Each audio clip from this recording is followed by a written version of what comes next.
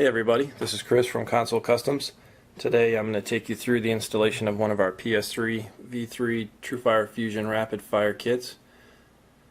This kit has a quite simple installation. It only requires a microcontroller, a button, and some wire as far as the parts go. Tools that we're going to need. First we'll start off with kind of our hand tools.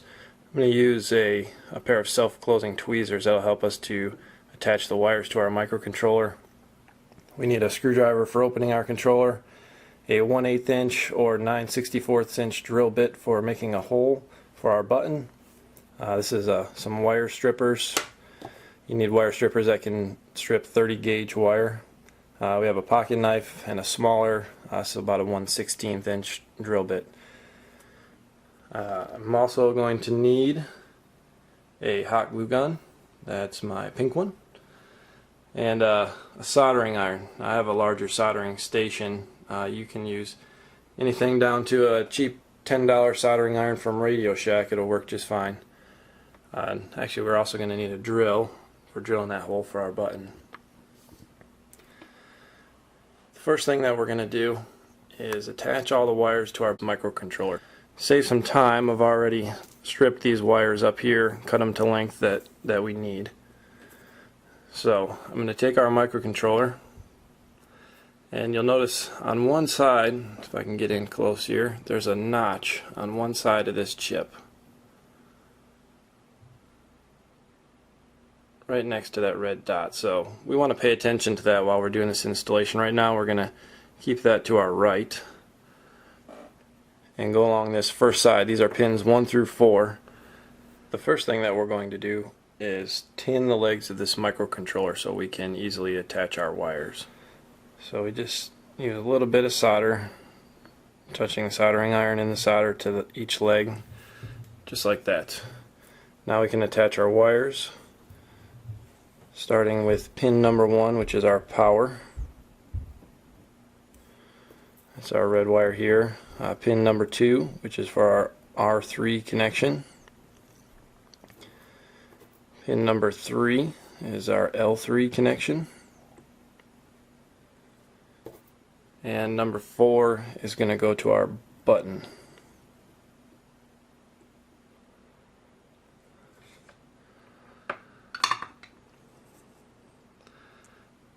Just like that. So now we can go to the other side. These are actually pins 5, 6, 7, 8 as we get closer to me. So we'll do the same thing, we'll tin these.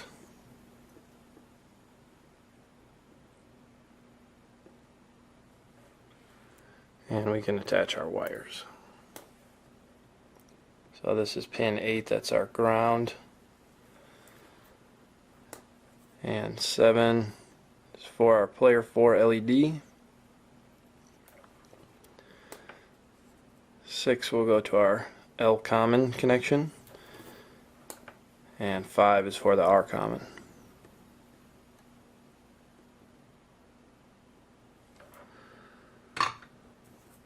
So now our chip is ready to go. You can set that off to the side, and we can open our controller. I've already removed the screws from this controller, but there's normally 5 screws. Just Phillips head screws. To open this controller, you need to squeeze a little bit on this middle part. As you can see, there's a little latch there that needs to be unhooked, and that back just comes right off. We are going to start off with working with the back so that we can make the hole for our button. We put the hole right here. This would be right underneath the R3 thumbstick. And we just want to get it right in the middle of that opening area so that our button has enough room along all the sides.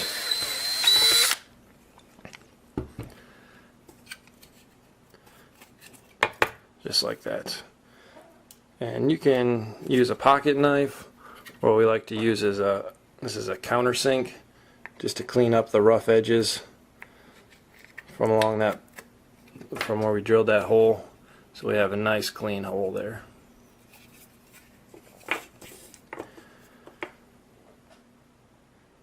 So now we can take our button, and our button has two sets of legs on it. We need to remove one of those, so we're just going to break off the legs from one side of the button.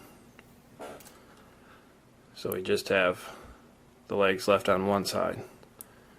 And we'll take and bend those down nice and flat against the back.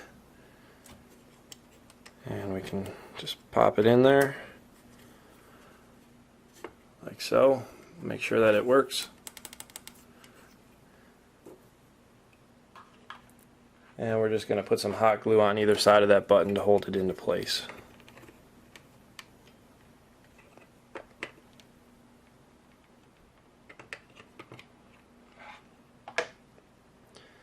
So while that's drying, we'll set that off to the side and come back to our controller.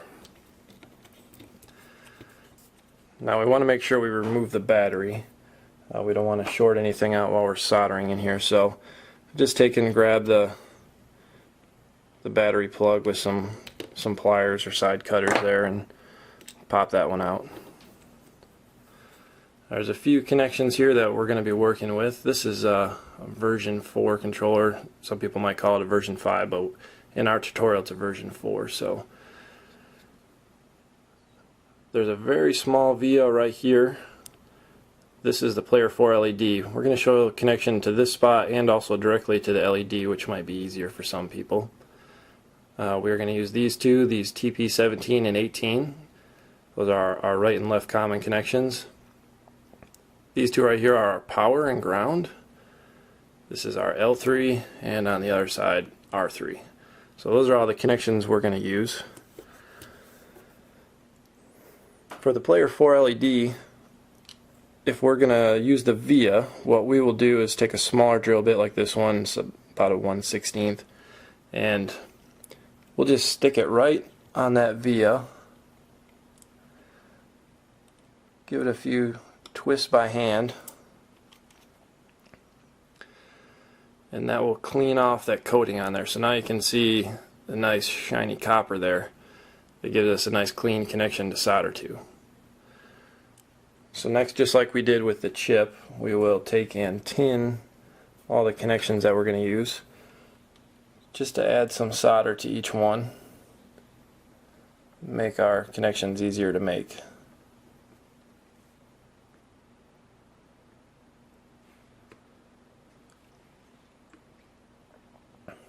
I'm also going to add some solder to this this pin right here, because that's where the ground for our button will go later. So now as you can see, I only added just a little bit of solder to each of those connections, just to give us something a little bit more to solder to. So now we can take our chip, take and bend these wires, and we can just hot glue this into place.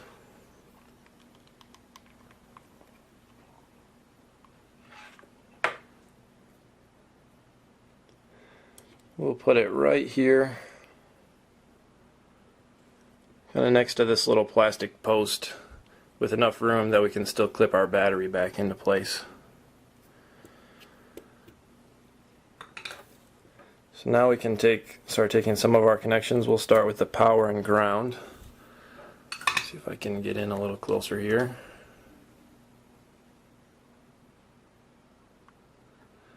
So we'll take our ground wire from pin number 8, and we'll solder that into place right here.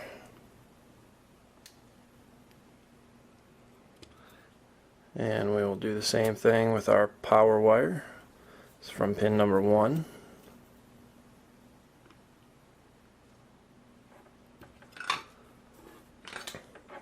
Next we will go to our L3 connection. That's this green wire.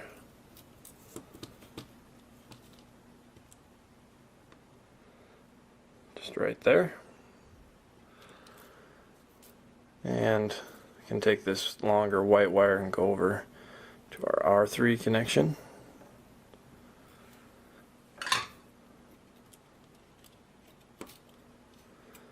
We want to keep these wires out of where the battery is going to sit. The battery has some little stands right here that will sit all across this area, so we're going to keep the wires out of the way for the battery when we put it back in. Next we can go to our our common connection. That goes to the TP18 in this controller. In most controllers it's TP17 and 18.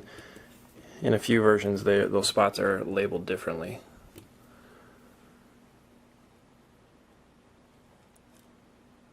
And our L common goes to the TP17, just like that.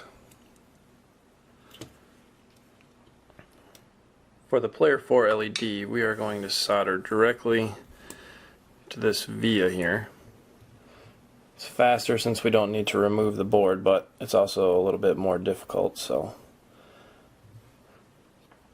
do that real quick and then we can show you the other way of going directly to the LED. So there's that connection.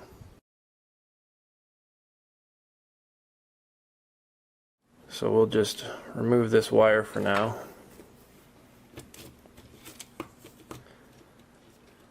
And we have to remove this screw.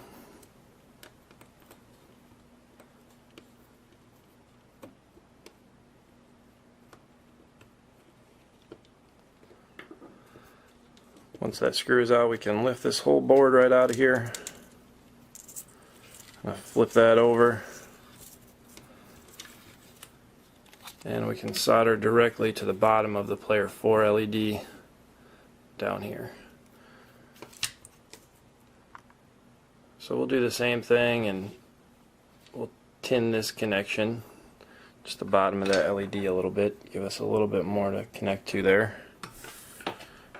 Clean off our soldering iron.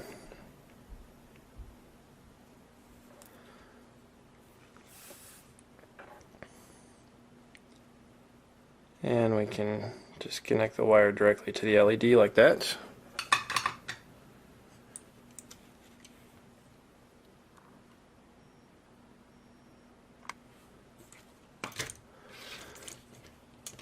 Put our board back together.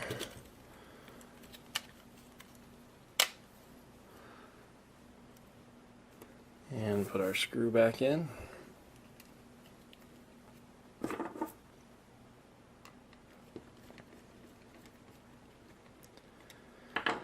And we're ready to move on. So now the only connection we have left is for our button.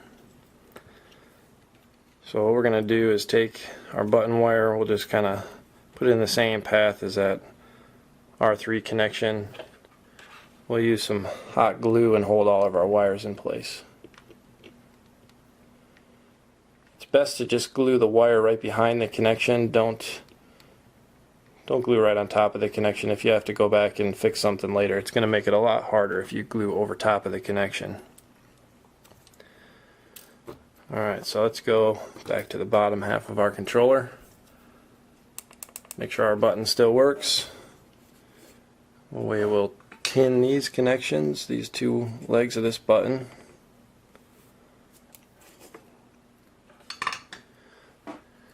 So we'll take another little piece of wire here and solder to one leg of our button. It's a little bit difficult getting down in there. Like that. So now we can bring the two halves of our controller shell together. And this ground wire needs to go to this nice big connection down here in the controller, and that's our ground.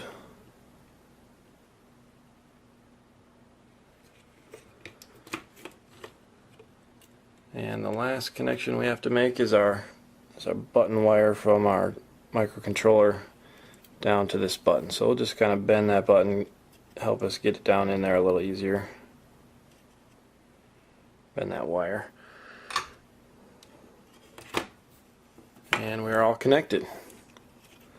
So we'll bend these wires down, use some more hot glue to make sure that they stay in place.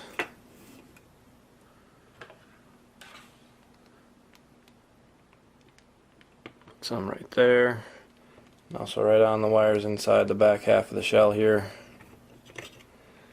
Just make sure those don't move. So while we're waiting for that glue to dry, we can put our battery back in, make sure that everything sits properly. this battery clips into place. There are some where there's some white supports on either side and the battery just sits inside those supports. But we just need to make sure that that clips into place properly, or our other battery can sit in there. It's not sitting on top of any wires. We don't want any wires pinched. Now we can take the back half, just flip it over, push those wires inside, close up our controller, screw it back together, and go test it out. If you guys have any questions, you can always email us. You can email us from our website, or it's support@consolecustoms.com. If you have any questions about installation or run into any trouble, we'll be glad to help you out. Thank you.